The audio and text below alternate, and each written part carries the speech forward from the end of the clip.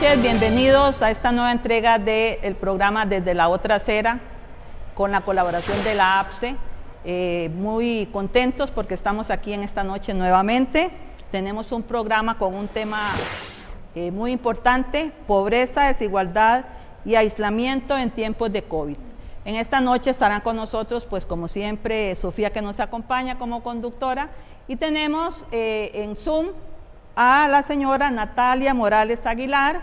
Ella es investigadora del programa del Estado de la Nación. Entonces esperamos que les guste este ratito que vamos a compartir con todos ustedes. Sofía. Así es, y es que no todas las familias en Costa Rica viven esta pandemia y el encierro de la misma manera. Hay condiciones asociadas a vulnerabilidad socioeconómica y otro tipo de brechas que pueden hacer que la experiencia del encierro sea muy diferente para distintas familias.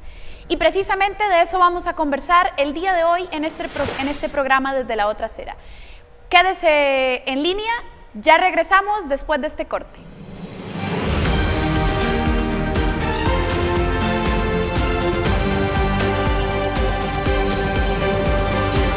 Bueno, y es que este virus, el COVID-19, entró a Costa Rica hace ya varios meses. Recordemos que entró en avión y estuvo caracterizada esa primera ola por sectores de clase media, media alta, sectores que podían viajar, sectores que estaban teniendo cierto tipo de contacto asociado a turismo internacional y demás, y que por ahí esa primera ola tenía características un poco diferentes a esta segunda ola.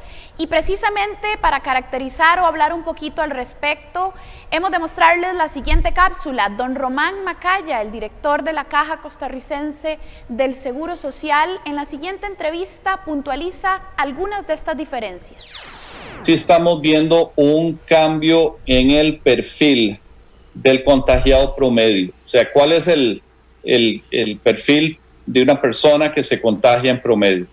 Esto empezó con la clase media, media alta, personas que tenían acceso a viajar, y por eso eran profesionales los que estaban empezando a contagiarse, regresaban al país, tenían que ser casos importados porque Costa Rica todavía no tenía un caso, y eran personas que tenían medios para aislarse en una casa acorde a las necesidades para aislamiento.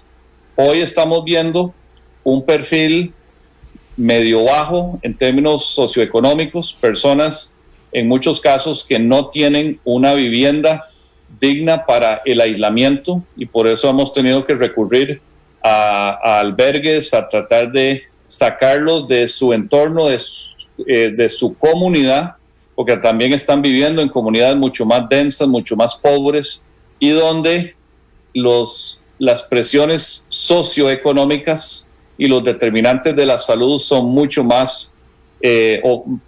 menos favorables. O sea, son personas que viven del día a día y sí necesitan comer, y entonces lo que estamos viviendo hoy es mucho más complejo que la primera ola. La primera ola fue tan alta, ni afectó tanto a este segmento de la sociedad, y los que se aislaban se podían aislar, podían aguantar sus 2 semanas en casa. Lo que estamos viendo hoy es un pico que crece mucho más rápido. Hay mucho más casos activos hoy, o sea, nunca hemos tenido más casos activos que hoy, y tenemos que tomar conciencia de eso. Bueno, y ese era el relato de don Román Macaya, presidente de la Caja Costarricense del Seguro Social. Vean que existen algunas diferencias entre esta primera ola y segunda ola asociada a la pandemia, pero además, y precisamente por eso nos acompaña hoy doña Natalia del Estado de la Nación acá. ¿Cómo son las características asociadas a la desigualdad antes del COVID en Costa Rica que hicieron que cuando la pandemia llegó, algunos hogares costarricenses la vivan de formas tan diferentes, tan vulnerabilizadas, tan complejas, que el encierro no sea igual a todo el mundo? Doña Natalia, adelante. Sí, primero agradecerles la invitación, ¿verdad? Esperamos contribuir en este tema. Bueno, nosotros desde el Informe Estado de la Nación hemos analizado desde hace varios años el tema social, el tema de pobreza, desigualdad, educación, programas sociales. Cuando empezó la pandemia, creo que es un año, digamos, y es una época que realmente nos puso en evidencia por qué lo que veníamos diciendo desde hace varios años sobre la creciente desigualdad, el estancamiento de la pobreza, podría ser un problema, digamos, importante y que realmente en el país no se le ha dado el valor que debería tener. Empezó la pandemia, ¿verdad? Empezó la cuarentena en marzo. Se dice, bueno, para evitar los contagios, quédate en casa, no salga, ¿verdad? Y se pusieron restricciones para movilidad. Pero cuando uno empieza a indagar cuáles son las casas, las viviendas, las condiciones de vida que tienen muchas de las personas en el país, se da cuenta que esas brechas en esta época salen a la cara, ¿verdad? Entonces, cuando vimos la situación en marzo decían, bueno, quédate en casa, pero es muy fácil quedarse en casa para una familia que vive, por ejemplo, en una vivienda de más de 100 metros cuadrados, donde cada uno tiene su lugar, sus aposentos, donde, por ejemplo, se tiene una computadora, el internet, pero esa no es la realidad de muchas de las familias costarricenses. Y ahí es donde creo que después de más de 3 meses de tener esta situación, las cosas han cambiado, ¿verdad? Entonces, al principio, ¿verdad? Se anuncia, quedas en casa, pero cuando decimos, bueno, en el país hay alrededor de 1.600.000 viviendas, de esas, alrededor de un 9% están en malas condiciones. Malas condiciones es que tienen mala calidad en el techo, mala calidad en las paredes, mala calidad en el piso, por ejemplo.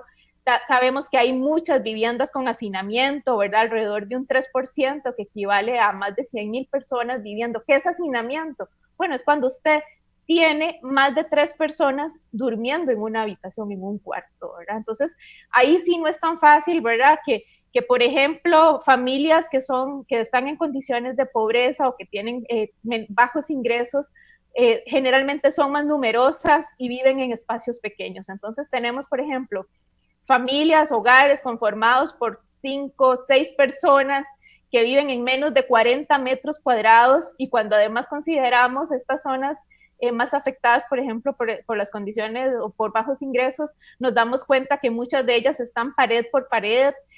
Cuando decimos, ¿verdad?, quédese en casa varios días y no puede salir, bueno, ¿cómo hacen para convivir tantas personas entre 4 paredes, ¿verdad?, en malas condiciones, a veces con material de desecho, y donde además no tenés ni siquiera un espacio para tener, por ejemplo, un patio donde pueda salir sin tener contacto con otras personas, ¿verdad? Y creo que escuchando, por ejemplo, a don Román, las diferencias que dice entre la primera y la segunda ola, es evidente cómo cuando empiezan a salir, digamos, los casos que estamos viviendo actualmente, es complicado, porque cuando tenés contagios, por ejemplo, en cuarterías, o cuando tenés contagios en estas zonas urbano-marginales, ¿cómo le decís a una persona manténgase aislada, verdad? Si en esa misma, o sea, comparte el cuarto con varias personas, y lo que implica es que esa persona, ¿dónde viven las otras que comparten, ¿verdad?, el espacio físico? Entonces ahí yo creo que es donde es más evidente, ¿verdad?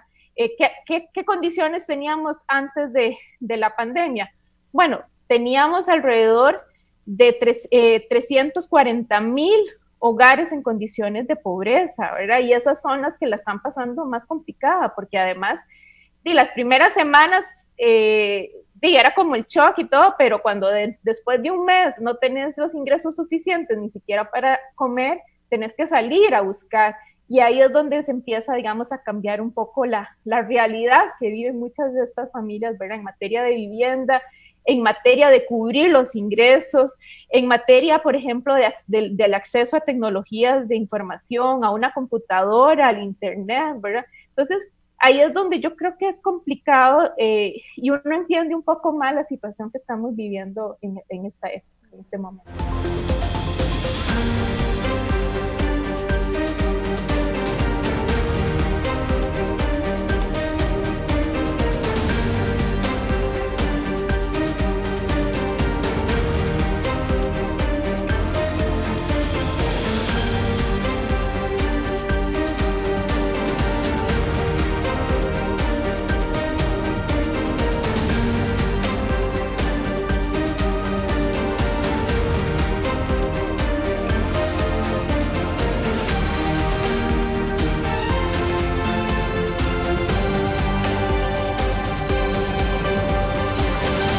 hecho algunos datos que doña Natalia y las otras personas investigadoras del artículo del programa El Estado de la Nación más reciente asociado a desigualdad y pandemia, algunos de esos datos que llaman muchísimo la atención son, por ejemplo, el 15% de las casas mide menos de 40 metros cuadrados, que como decía doña Natalia, claro, es que qué diferente es hacer el encierro de la pandemia en una casa con un buen espacio, con buenas condiciones, y muy distinto es hacerlo 3, 4 personas en 40 metros cuadrados. 104,000 viviendas no tienen acceso a servicios básicos como agua, luz y manejo de residuos sólidos, es decir, hay 104,000 hogares que no están pudiendo vivir la pandemia en la mejor de las condiciones sanitarias, y eso es una realidad en Costa Rica. De hecho, la APSE ha hecho un esfuerzo de recopilación de algunas vivencias personales asociadas a esta pandemia para que nos demos un poquito la idea de la enorme diversidad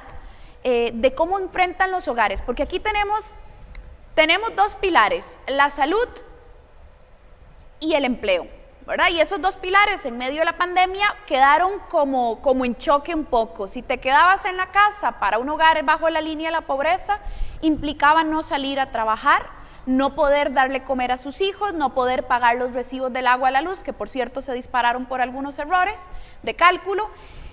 Pero si al mismo tiempo salís a buscar la plata, te podés enfermar y traer la enfermedad. Entonces es una situación muy complicada para los hogares de menores condiciones socioeconómicas. Y entonces hay algunas recopilaciones que doña Saray nos trae precisamente hoy acá, de relatos, de vivencias reales de personas que están en medio de esta pandemia. Sí, nos dimos a la tarea de buscar algunos compañeros en diferentes zonas del país que nos cuenten qué es lo que están viviendo sus estudiantes, ¿verdad? O ellos mismos. Bueno, aquí tengo por ejemplo el relato de Neismi Milena Villegas. Ella es de la Escuela de San Isidro de Pocosol. Dice ella: mi escuela está a 3 kilómetros de Nicaragua, la cual es escasa, así como los recursos económicos de los padres de familia. Hay un porcentaje importante de estudiantes que viajan de Nicaragua y no cuentan con la tecnología para una educación virtual. Los maestros lo que hacemos es enviar al director la GTA, estas son guías que se le manda a los estudiantes, él las imprime y las entrega junto con el diario. Le preguntamos qué hacen esas familias que viven del otro lado. Entonces ella nos dice: la policía no deja a la gente en paz. Para los pobres que trabajan porque hay que caminar quitándole las motos en las que ellos viajan, y se los llevan para tirarlos allá por las tablillas, ¿verdad? Es un lugar allá en la frontera. Sí. Pero ¿qué van a hacer los pobres si aquí viven ellos y vuelven, se regresan, ¿verdad? Otra vez, ellos viven ahí, se lo llevan, pero de ahí regresan. Sí. Las guías las vienen a recoger cuando entregamos los diarios. Al menos el mes pasado no hubo problemas, ya que aún no estaban tan estrictos como lo están ahora. Vamos a ver ahora con esta entrega cómo van a comportarse la fuerza pública. Bueno, hay una contradicción ahí, ¿verdad? Porque de ahí la fuerza pública está ahí atendiendo, cuidando, digamos así, pero sin embargo están las familias en esas condiciones, sí. Entonces sí, correcto. Es una contradicción. Correcto, y ese es un relato desde la zona norte, ¿verdad? Alguien de la zona norte platicándonos un poco cuáles son las vivencias allá. Exacto. Luego está una compañera de Guanacaste, Milady Jiménez. Dice Milady que vivimos en un pueblito de pescadores, sumamente pobre, que la situación actual agrava su precaria existencia.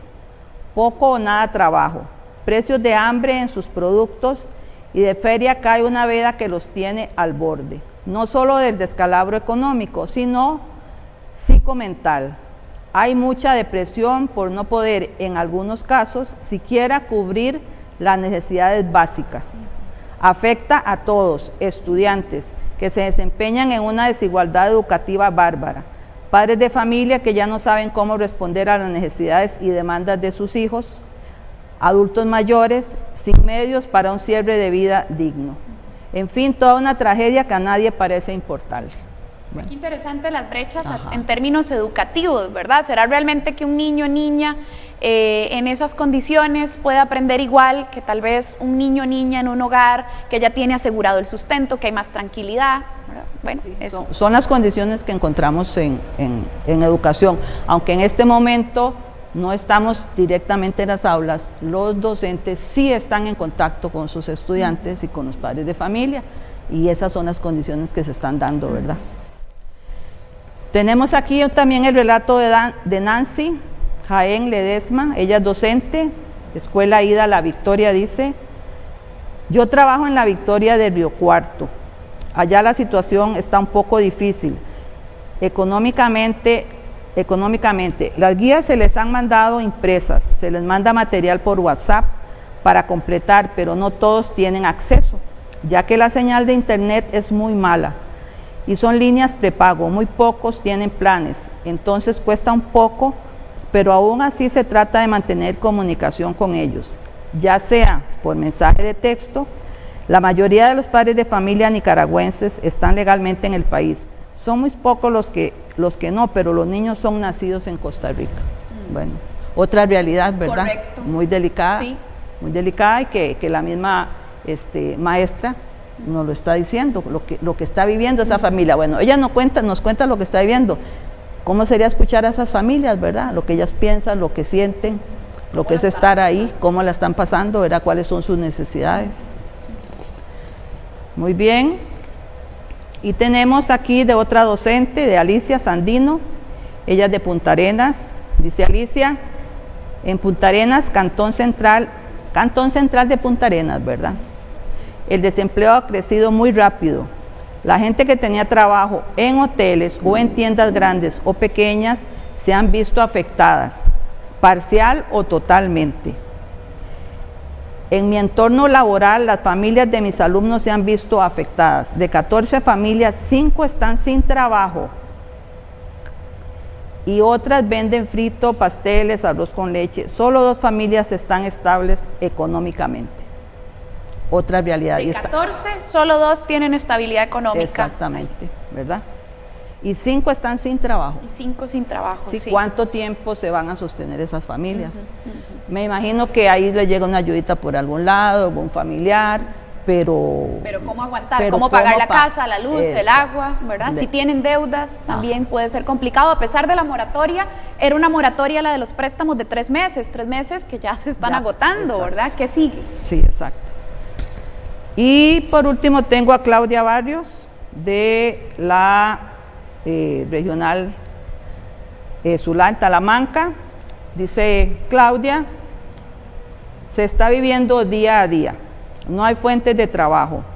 Las personas que se dedican a la venta del plátano se han visto súper afectados porque la venta no es la misma. Muchos se dedican al turismo y tampoco.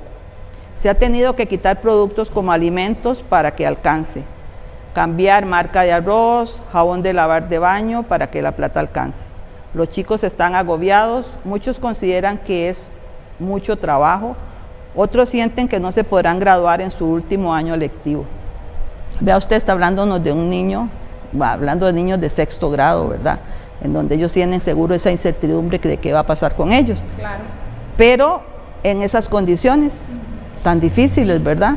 Sí, de hecho evidencia 2 sectores muy afectados por la crisis, turismo, y ella pone el ejemplo del plátano, sí, parte que es lo del que se agro, produce exactamente allá. Correcto.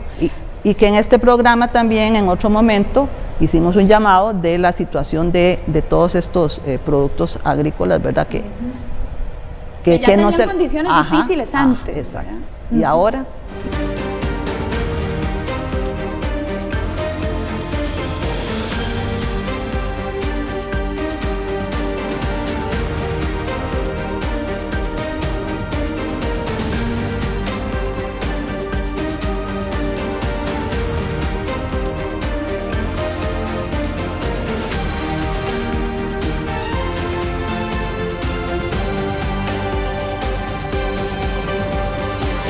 Muchísimas gracias, doña Sara. Y hemos decidido hacer este tipo de relatos porque necesitamos escuchar realidades puntuales distintas.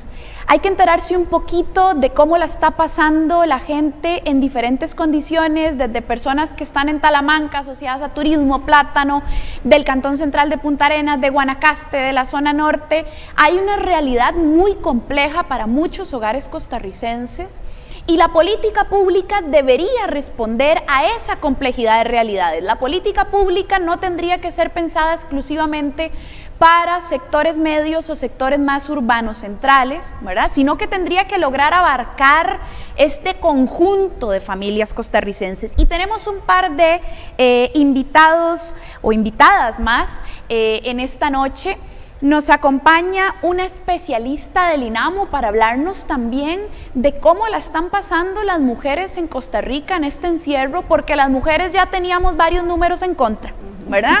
En medio de esa brecha, además hay violencia doméstica, además hay recargo de trabajo con horas de trabajo doméstico no remunerado, ahora tenés que lograr hacer el trabajo de la oficina desde la casa, con 3 niños o 2 niños que atender, con un marido que hay que darle de comer, que hay que cocinar, que hay que limpiar, es decir, hay un recargo de labores que ya existía pero se acrecentó. Sí, y uno lo escucha porque hay compañeras y compañeros que le cuentan a uno de la, como dice uno, de la congoja que sienten, sí, de lo que está sucediendo, ¿verdad? No es algo acostumbrado, pero es el mecanismo, es la forma en que tienen de trabajar ahorita, no se puede escoger, ¿verdad? Correcto. Y se está trabajando, porque están trabajando en la casa, claro, cuidado y si no más, ¿verdad? Y están trabajando también con la familia, y están acompañando a los hijos con la escuela que también es virtual, ¿verdad? En el mejor de los casos que tengan las condiciones, ¿verdad? Me refiero a los compañeros nosotros del lado de educación o cualquier trabajador de otros, que tenga teletrabajo de cualquier otro sector, ¿verdad? Inclusive privado, ¿verdad? Los tienen también en la casa. Entonces son condiciones también que generan cierta inestabilidad. Yo escuchaba, bueno, un compañero también, ¿verdad? Que es acongojado, usted lo oía la voz y decía usted, ¿cómo se siente, verdad? Qué mal se siente él, porque dice, encima no sabemos qué va a pasar, ¿verdad? Entonces, tras de que las condiciones no son las mejores, también hay mucha incertidumbre en el ambiente. Correcto, la incertidumbre está jugando mucho en la salud mental de las personas en este momento. Escuchemos a la compañera del INAMU sobre la situación de las mujeres en esta pandemia. Cuando a mí me preguntan cómo han vivido las mujeres esta pandemia del COVID-19, lo primero que se me viene a la mente es que las mujeres hemos asumido esta pandemia desde el cuidado de las personas que lo necesitan, pero también de aquellas personas que pudiendo cuidarse no lo hacen. Y lo hemos vivido en solitud, o sea, las mujeres han asumido el cuidado de su familia solas, en la mayoría de los casos. Y muchas mujeres han perdido sus trabajos, muchas mujeres han visto reducidos sus ingresos. Yo conozco mujeres que hacen pan y caminan largos kilómetros para irlo a vender para poder tener el sustento de sus familias. Otras mujeres las vemos en las calles de nuestras ciudades o en las calles de nuestro pueblo vendiendo productos para poder sobrevivir. Desde la informalidad las mujeres hemos llevado el sustento a nuestras familias. Entonces ha sido una pandemia que ha dado una muy fuerte señal de cambio, de mucho sacrificio por parte de las mujeres. Y entonces pensamos que también las mujeres han permanecido en sus casas muchas veces siendo víctimas de violencia contra ellas. Y con el agresor presente que a veces ha impedido que ellas puedan comunicarse a nuestros centros de atención en el INAMU. Pero también las mujeres han vivido esta pandemia con esperanza de que el mundo cambie para bien y que podamos ser un mundo donde todos los seres sintientes puedan tener los cuidados que se necesitan.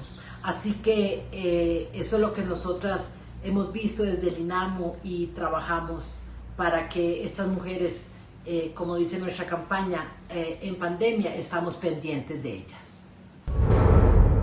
Y también tenemos un relato desde la APSE, un relato más con rostro y voz en esta noche. Adelante. Mi nombre es Jorleni Montero. Trabajo en el sector de Curridabat y soy profesora en el área técnica. Esta semana me hicieron una pregunta en APSE que me hizo reflexionar acerca de la situación de la pandemia. Me preguntaron que qué me está dejando o qué aprendizaje estoy obteniendo con esto de la pandemia. Me puse a hacer una retroalimentación de todas las situaciones que se han estado presentando. Una de las cosas que me está dejando esta pandemia es la sensibilización como profesional, ser más empática con mis estudiantes, de ver que cada uno de ellos tiene situaciones diferentes, de tratar de averiguar cómo es la situación con mis estudiantes, con mi población estudiantil, de ver cuál es la situación que cada uno de ellos vive día a día con esta situación de la pandemia. Me he dado a la tarea de hablar con cada uno de los padres para ver cuál es la situación de mis estudiantes. Me he enterado que hay padres que han sido despedidos, que hay padres que han presentado ceses laborales, hay padres que les han recortado su jornada laboral. Y esto dificulta la situación de mis estudiantes. ¿Para qué? Para poder rendir bien dentro de la parte estudiantil. Hay padres que tienen que elegir entre comprar alimentos o recargar para poder descargar las guías de trabajo. Hay padres que tienen que recortar su economía para poder pagar los pasajes, para poder tomar el bus e ir a recoger las guías. Hay padres que ni siquiera tienen un teléfono inteligente donde puedan descargar la aplicación para que sus estudiantes puedan ingresar a la plataforma. Cada uno de ellos presenta situaciones diferentes y como docentes debemos de ser empáticos y ver la situación que cada uno de ellos vive para poder tratar de darles a cada uno la ayuda que necesitan. Tengo estudiantes que me han comentado que ya no viven en sus casas porque no pueden pagar alquiler, entonces les están prestando un sitio para poder vivir, un sitio donde muchas veces no reúne las condiciones mínimas para poder hacerlo de una manera digna. Pero esa es la situación que viven nuestros estudiantes. Nosotros como docentes debemos de darnos a la tarea en muchas ocasiones de ser psicólogos, trabajadores sociales, para poder abordar cada una de las necesidades que ellos tienen, para que cada uno de ellos pueda adquirir de la mejor manera el conocimiento que nosotros les vamos a dar. Esta situación de la pandemia me ha dejado una gran enseñanza con cada uno de mis estudiantes, que todos son diferentes, que todos requieren ayudas diferentes, que muchos tienen las posibilidades para poder hacerlo, pero la situación que viven en su casa no les permiten a ellos poderse desarrollar de la mejor manera. Entonces, esta situación me pone a analizar que como docentes somos el puente principal para poder llegar a cada uno de nuestros estudiantes y ayudarles de la mejor manera. Por eso creo que no es una pregunta que me deba de hacer yo, es una pregunta que nos debemos hacer todos. ¿Qué nos está dejando como profesionales esta pandemia y cómo podemos ayudar nosotros a nuestra población estudiantil? Muchas gracias. Bueno, son realidades muy diversas, como hemos dicho, y la política pública debería considerarlas, y también lo que sea que suceda después del coronavirus, la nueva normalidad económica tiene que ser una normalidad más solidaria en la que todas estas voces, en la que todos estos sectores puedan encontrar mejores opciones de vida. Vamos a una pausa y ya regresamos con la segunda mitad del programa, políticas de gobierno y COVID.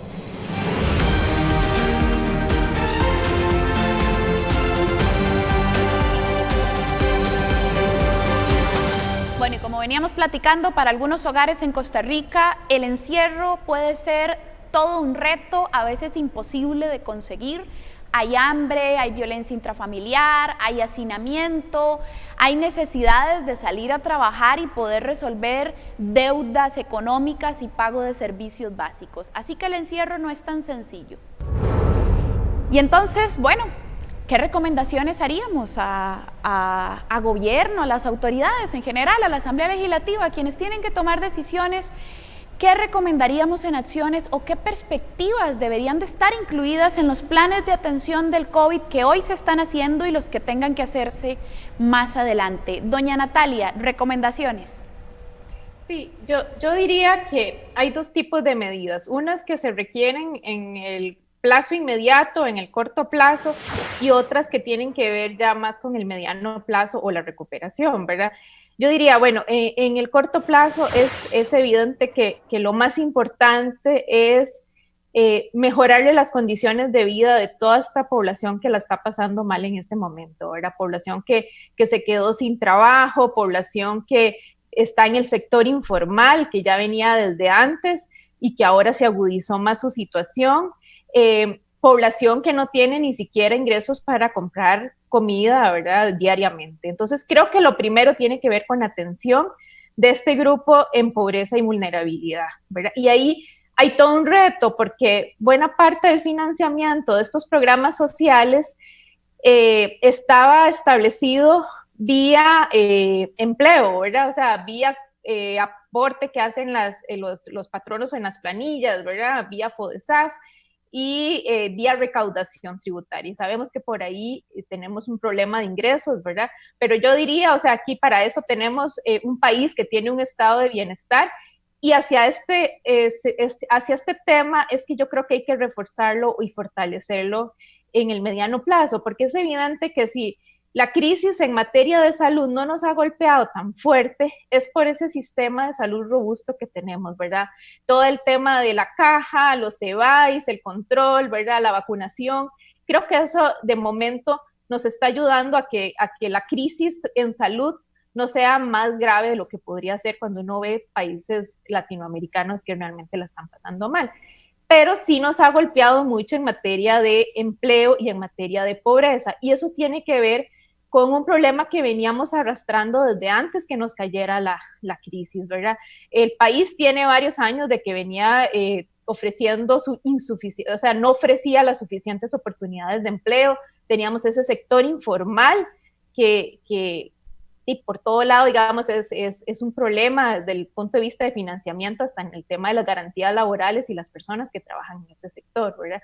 Junto con el tema de brechas de género, que me parece que es un tema súper relevante en estos momentos. Sabemos, y nosotros lo hemos dicho, ¿verdad? Si a la economía le va mal, a las mujeres les va peor, y tiene que ver con todos los problemas de inserción laboral que tienen las mujeres en un contexto sin crisis, ¿verdad? Con crisis es todavía más complicado, junto con todo el tema que se comentaba, ¿verdad? De la violencia de género, ¿verdad? En los hogares, todo el tema del trabajo no remunerado, ¿verdad? El Banco Central estimó que el aporte del trabajo no remunerado en el país es alrededor de un 25% del PIB, y ese aporte, el 70% lo hacen las mujeres, ¿verdad? Entonces es un trabajo invisibilizado que en este momento es clave, ¿verdad? Entonces, ¿por dónde ir? Bueno, yo diría entonces, en el corto plazo, el tema de solucionarles las necesidades inmediatas que tiene mucha de esta población que la está pasando mal en las zonas urbanas y la está pasando mal en las zonas rurales, ¿verdad? Otro tema, y ya yo diría, bueno, una vez que empecemos a salir de la crisis, hay que entrarle a problemas básicos que nos salieron en la cara en esta crisis, ¿verdad? Tienen que ver, por ejemplo, con las garantías laborales, el tema de los migrantes, el tema de cómo muchas de las actividades productivas, sobre todo el sector agropecuario, depende de mano de obra que realmente estaba en condiciones muy precarias, ¿verdad? Y que muchos de ellos son los que lamentablemente se han contagiado en las últimas semanas, ¿verdad? Entonces, entrarle al tema de garantías laborales, el tema de la informalidad, cómo generar mejores opciones de empleo para la población, y esas opciones con enfoque territorial, con enfoque de género, con enfoque de edad también para personas jóvenes. Y otro tema tiene que ver también con empezar a reducir esas brechas sociales. Ahora que doña Saray nos decía, el tema, por ejemplo, de la educación, es un sector que sabemos que tiene muchas brechas en calidad, ¿verdad? No solo en acceso, sino en calidad de la educación, y ante esta pandemia es evidente, no es posible recibir educación a distancia a través de un celular, y peor aún si esa conexión del internet por el celular es vía prepago. O sea, si usted no tiene los ingresos ni siquiera para comer, menos va a tener para cargar ¿verdad? Para hacer el prepago. Entonces creo que aquí esa brecha digital nos salió a la cara en un momento donde es evidente la importancia de usar recursos que tenemos, por ejemplo, de Fonatel, para fortalecer ese acceso, ¿verdad? Y la brecha digital podría ayudarnos a reducir otras brechas sociales que en estos momentos son evidentes. Pero yo diría, bueno, esas son las prioridades. No hay que olvidar que por dicha tenemos un estado social, ¿verdad? Un estado de bienestar, pero hay que fortalecerlo, porque bajo las condiciones actuales, y ya sabíamos que antes de la crisis había muchas voces que dicen las cargas sociales son el problema en este país, los trámites. Yo sé que hay mucha tramitología, pero bueno, eso se puede solucionar, pero aquí el tema es ¿qué queremos, verdad? Un país donde quitamos esas trabas sociales, pero no les damos garantía social básica a mucha de esa población, o realmente queremos fortalecer ese estado social, ¿verdad? De bienestar para toda la población. Y ahí es donde creo que a raíz de esta crisis nos ha salido a la cara y que tenemos que, como sociedad, como país, empezar a pensar cuál es el que queremos, ¿verdad? De aquí a 10 o 20 años, porque realmente bajo las condiciones actuales es complicado, digamos, lograr sostenerlo, y creo que debería ser una prioridad. Así es, bueno, me parece que doña Natalia ha dado en el punto, ¿no? ¿Qué es lo que queremos?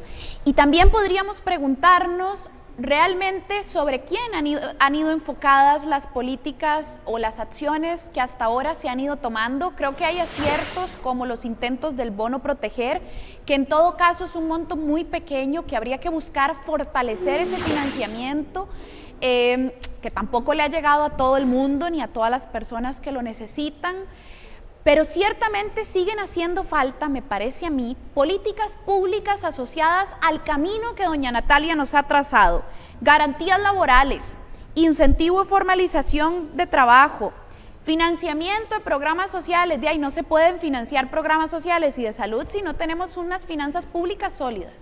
Y para eso vamos a tener que discutir, creo yo, lo queramos o no, el otro año nuevamente vamos a tener que discutir cómo se financia el Estado costarricense, y otra vez vamos a tener que hablar de progresividad en los impuestos y de medidas contra el fraude y la corrupción.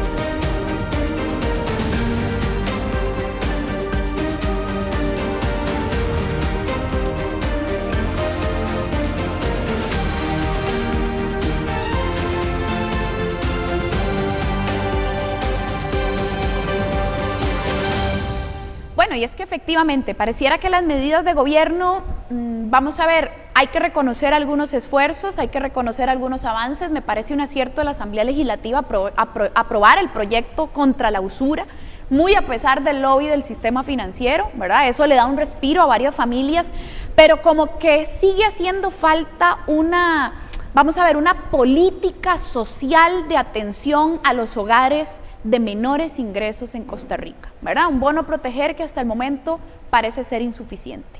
Doña Saray. Bueno, es importante aquí recalcar que no se nos olvide a todos en este país que estamos en medio de una emergencia sanitaria, de una crisis. El enemigo está, pero no lo vemos, ¿verdad? Sabemos que está en medio de todos, pero no sabemos en dónde está. Es muy complicado y está en medio de todos, y de nosotros y del mundo, ¿verdad? Entonces, eso es lo primero que no se nos debe olvidar. Luego, en estas situaciones, y como ya se ha comentado, la situación del país no ha sido la mejor desde hace mucho tiempo, ¿verdad? Los que más tienen la posibilidad de ahorrar y tener ahí dispuesto para cualquier emergencia, como esta, para más tiempo. Los pobres, los que menos tienen, no tienen esa posibilidad. Esta pandemia no sabemos cuándo va a terminar, esa es la realidad del mundo, no sabemos, ¿verdad? Entonces, es muy difícil poder enfrentar esa situación, y nos referimos a las clases más empobrecidas, que precisamente de eso es el programa que queremos hacer conciencia sobre esta situación, ¿verdad? Y para enfrentar esta situación, bueno, vimos a una Asamblea Legislativa que empezó muy bien, entre comillas, muy bien, porque tomaron medidas para recortar las jornadas laborales, ¿verdad? Así empezaron, de hecho. Exacto, con mucha energía en esa línea. Luego se siguió con la cuestión del bono, ¿verdad? Sin embargo, en realidad eso es lo que ha habido. Correcto. Eso es lo único que hemos tenido. Pero sí tenemos otros grupos de poder detrás buscando que se haga una apertura de todo el comercio, de turismo, de todo, ¿verdad? Porque sí, la gente necesita trabajo, más bien la gente necesita es comer, ¿verdad? Y lo logras por el trabajo. Entonces, ahí es donde estamos en problemas, porque es una contradicción otra vez. La gente quiere trabajar porque necesita comer, pero resulta que es difícil que vaya a trabajar por las condiciones de la pandemia. Entonces, ¿qué hacer? Esto es una cuestión de conciencia social. Y social es para todos. Social es principalmente para los que más tienen.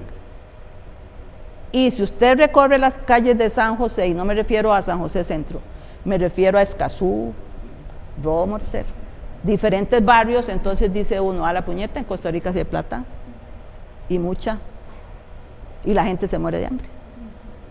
Y estamos en una pandemia, y tenemos hermanos de nosotros, costarricenses, que las están viendo feo. Y que son invisibilizados, ¿verdad? Exacto. La gente quizás no sabe que existen. Usted no escucha que hablen de esta información que dimos, de lo que está sucediendo. Usted no escucha que se den programas o noticias al respecto, ¿verdad? Y esa es la parte que sí hay que rescatar. Una asamblea legislativa que tenía un proyecto, el presupuesto extraordinario, en donde iba dinero para 200,000 familias, ¿verdad?, para el bono proteger, y resulta que no se aprobó. Bueno, quieren castigar al gobierno. El gobierno tiene que hacer algo, porque aquí lo que faltan son medidas también, pero a la fecha no se ha escuchado que se vaya a hacer nada más. Y mientras tanto, ¿qué? ¿Verdad? Entonces, como que nos tiramos la pelota para un lado, para el otro, el gobierno no propone nada. Otros sectores, ¿verdad?, de empresarios grandes, como la UCAEP, sí propone unas medidas para recortar salarios, y recortando salarios no es respuesta. Y utilizando el fondo de Fonatel tampoco es respuesta. Utilizándolo en otras cosas, ¿verdad?, que no sean lo que tiene en lo que debería utilizarse, porque para eso nació. Y este momento nos estamos dando cuenta la importancia que tiene, porque se supone que es para cubrir a todas esas familias que decía Natalia, ¿verdad?, que están ahí, porque eso les permitiría conocer más sobre empleos, tener un poquito más de preparación, comunicarse y hasta distraerse, porque resulta que el descanso no es un privilegio, ¿verdad?, no es un privilegio, ¿verdad? Estar bien no es un privilegio, es un derecho que tenemos todos. Entonces, esta parte de que no nos ponemos de acuerdo es la que es preocupante, porque el pulso va para un lado, el pulso va para otro lado, pero no aterrizamos en nada. ¿Será que tenemos que esperar a que esta pandemia se ponga más fuerte, con todos los contagios que estamos viendo en estos días que han salido? Que por lo menos a nosotros, al sector de educación, nos dice, estas no son las condiciones para volver a ninguna disque normalidad. Que no es una nueva normalidad, porque la nueva normalidad que uno va viendo que empiezan a construir es muy parecida a la vieja normalidad. Exacto. Informalidad, son las mismas salarios bajos, ¿verdad? O sea, la nueva normalidad tendría que ser pensada a partir de pilares, creo yo, de solidaridad y de equidad, ¿verdad? Ya doña Natalia mencionaba algunos fundamentales, formalización, financiamiento de programas sociales, garantías laborales, reducción de la brecha digital, que no es solo tener el celular y la computadora, es saber usarlos, ¿verdad? Y no toda la población costarricense te sabe usar Zoom o te sabe usar herramientas que ahora se dan por sentadas. Y la pandemia nos demostró algo, porque pensábamos que íbamos a cubrir, se pensaba que se iba a cubrir a la mayoría de la población, porque pensábamos que como los chicos los vemos con teléfonos en los colegios o en las escuelas, pensábamos que en toda casa había un teléfono, y resulta que no es así. Resulta que el 50% no tiene conectividad de los estudiantes del sistema educativo de este país, ¿verdad? ¿Y cuántos sabrán usar realmente la herramienta de los que la tienen? Y eso, o sea, estamos hablando de celular, sí, sí, no estamos hablando de computadoras, ¿verdad? Y la conectividad ni que se diga.